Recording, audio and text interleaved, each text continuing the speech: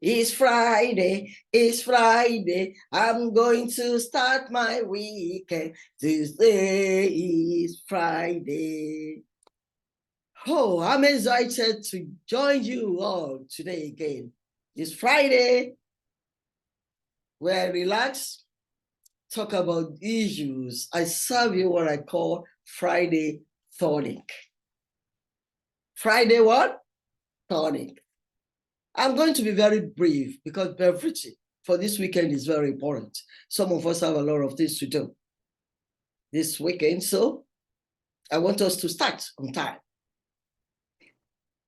Well, let me introduce myself once again. This is Learn with Joes, an Academy of Knowledge Economy. My name is Josephine, your digital educator. So we say your digital professor. On Tuesdays, I teach on areas of my specialization, philosophy of religion and theology. For some time now, this Tuesday, I'll be teaching on theistic arguments, looking at atheism, theism, especially belief in God and concepts of God. But today, Friday, I want to talk on some principles of life. I'm sure one of the other Fridays, I atomized some principles, but now, just looking at it, the principle of life. How do you treat your former boss? Let's say you are a trainee, an artisan, somebody who learns a trade from someone. And when you graduate, you set up. And by your acumen, you are able to do well for yourself. And maybe there's a contract somewhere to do exactly the same thing. Maybe you are in aluminum, you're in welding, you are in building, you are in all kinds of things. And some of you discover that you are not the only one bidding for that job. And finding out, you discover that your former boss, who actually trained you to be what you are, is one of the people vying for that particular contract. What's going to be your take? Are you going to say, oh, my former boss, no, let me leave it for him? Maybe they have shortlisted only 2 of you, supposing. And those 2 of you is your former boss and you. Your former Oga, or we say master, your former master and you. Will you leave it for him? Or will you drag it with him to prove you are on your own now? What will you do? That's the kind of thing I want us to look and talk about this Friday. How do you treat those who have at least done some good things in your life?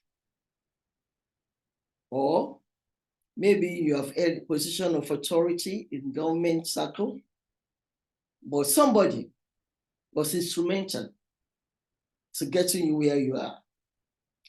Maybe by the person, the actual person was the one who elected you to be there.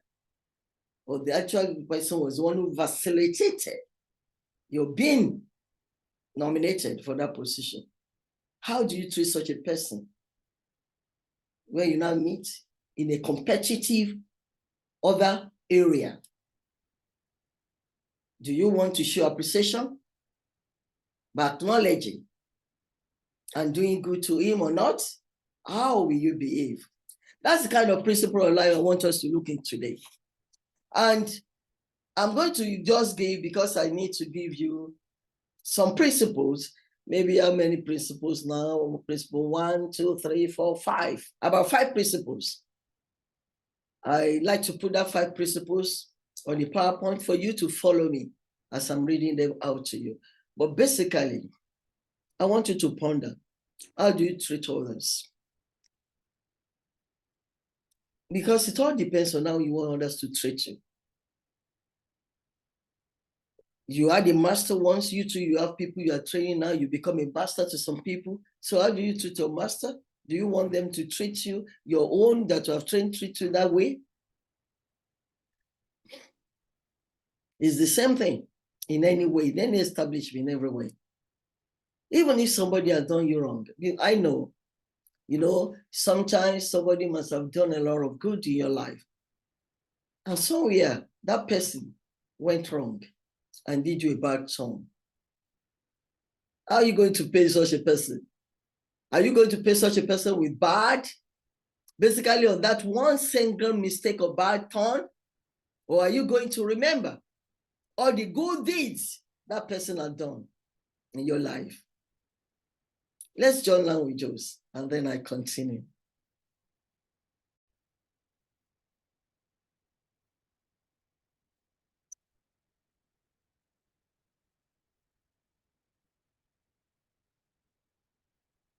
So, as I was saying, principle of life: treat people the way you want to be treated, or you are one of the people who treat people shabbily. You are one of the people who, like, we have an adage, you still remember when you are chewing, let's say, a stick. I mean, you go, I use Texas. Texas, it's out as an example. They have good steak. They're not the only one. There are other restaurants too that have good steak. Or if I choose, let's say, Red Lobster, I love their main lobster tail. They prepare it extremely well. That's why Red Lobster is one of my favorite restaurants.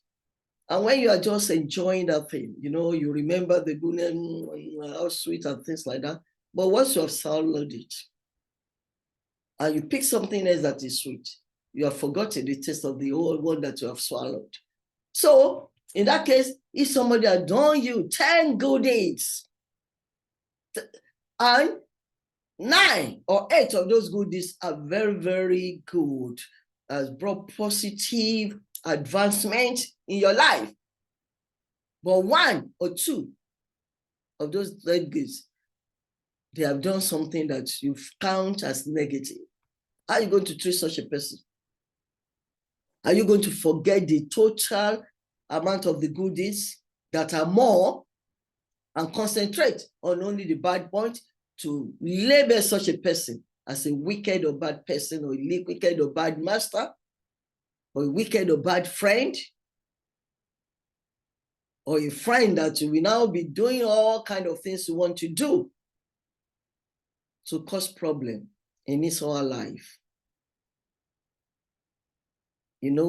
Some people who have unforgiving spirits have even gone too far as to not just wishing somebody dead, to actually kill, saying they are revenging what somebody has done. Maybe they have forgotten other things that person has done with the woman.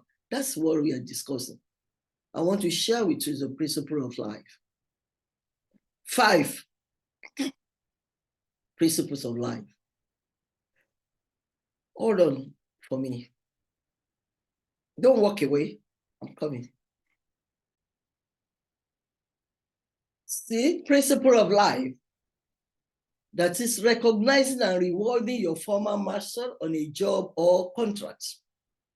Rewards and recognition. That's just the one I want to talk about now. Reward and recognition. Honestly, it can be very tempting. Very, very tempting. Well, let's look at it. Principle 1. And this principle 1 is from Robin Greene. You remember the 48 laws of power. Never outshine your master, no matter the situation. No matter the situation. If somebody has trained you to become what you are, never outshine your master.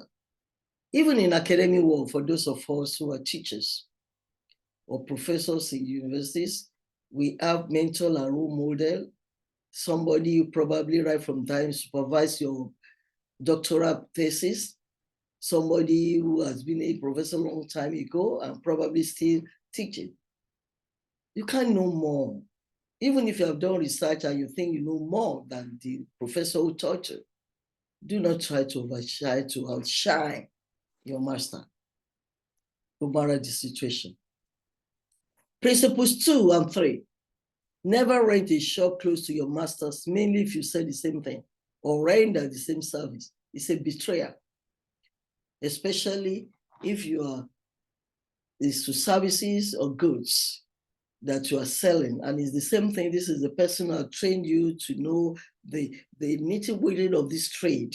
Somebody has exposed you before. You are free. You've done your freedom now. You now want to have a job, and because you have the money or you have somebody who are backing you, and you are taking exactly, and maybe some areas, some jobs are very, very available next to your master.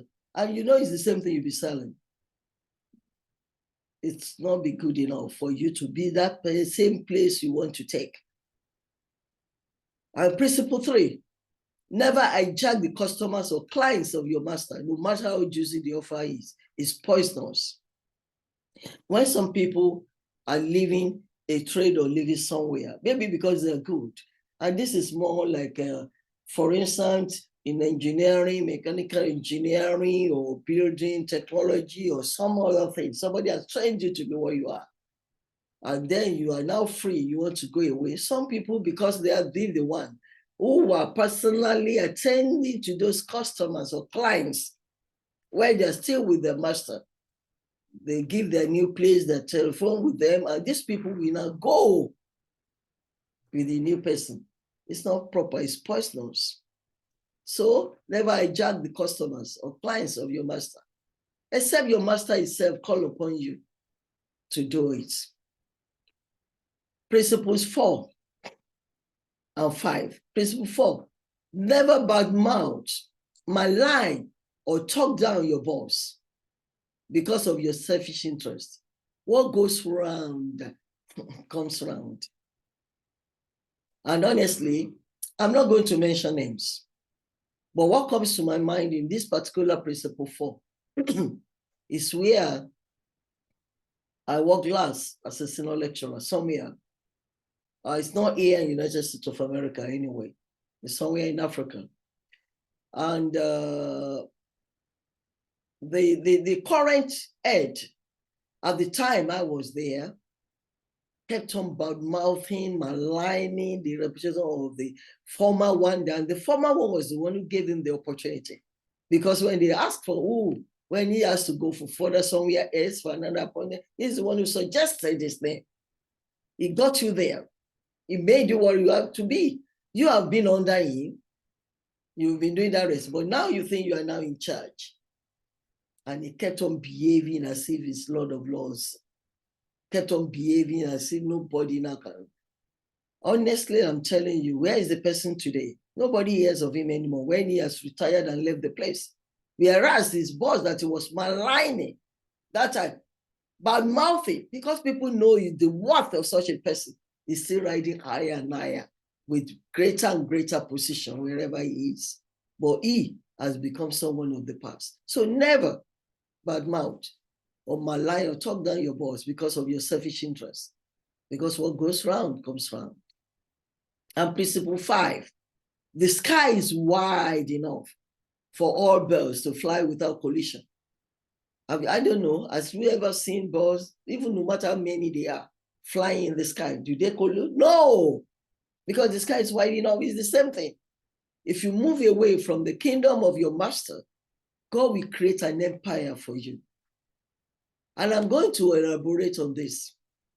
Because if you move away from the kingdom of your, there is a gentleman, I will use that term, who learned about aluminum setting for homes from a master. He knows the job very well. And then when he got his freedom, he was doing well. And there was this contract for a particular project. I mean, to some people may say, oh, you worth a lot of money. And he was bidding on the job. Initially, he didn't even know his master too was bidding on that job. So one day, I think when he got there, he met the car, was just driving off. He noticed that car. He knew that car was the car of his boss. And he asked the person in that company, said, the car that just left seems to belong to so person. The person said, yes, he just left here, that he also is the one bidding along with you, your competitor. The man said, look, the man who just left, you said just left here, Mr. Susu, he's my boss, he's my master. I'm no longer bidding for this job, but I want to appeal. Please give the job to him. He can do it. So he dropped the job for his master, and that's why the master got the job. They were actually considering him being younger and things like that. But since he said, no, I'm no longer interested, give it to my master. He trained me. So whatever you think I know, he knows more. So they gave it to the master. When they got the job, the master was not even aware that his former trainee was also bidding for that job, or that he did anything for him. So when the master got the job, he was so excited. The master now reached out to him. Oh, I've got this job, project so way. And I know I can't do it alone because I will need some of your boys. Because once he has graduated, some other has graduated, the master hasn't got enough boys to work for him anymore, like before. Whereas he has a flourishing trade with many working for him. So the master said, I will need some of your boys to please help me out in this new project. And he told his master, not only I personally will join you and come with my boys, and I won't take any penny from you.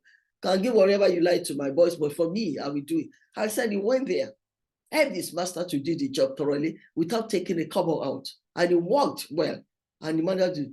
Do you know, months later, without asking for it, he got a better job that cost like 3 times what that one could have paid him. That's the reward you get by giving honor to whom honor is due. So do not ever want to compete with your masters. It's not necessary. God will bless you too, because if you move away from your master's kingdom, God will create an empire for you. That's the lesson for today. The principle I want to impart today in this Friday tonic. I want you all to have a blessed weekend. Join me next Friday for another Friday tonic. I love you all. And I remain yours, Josephine, your digital educator.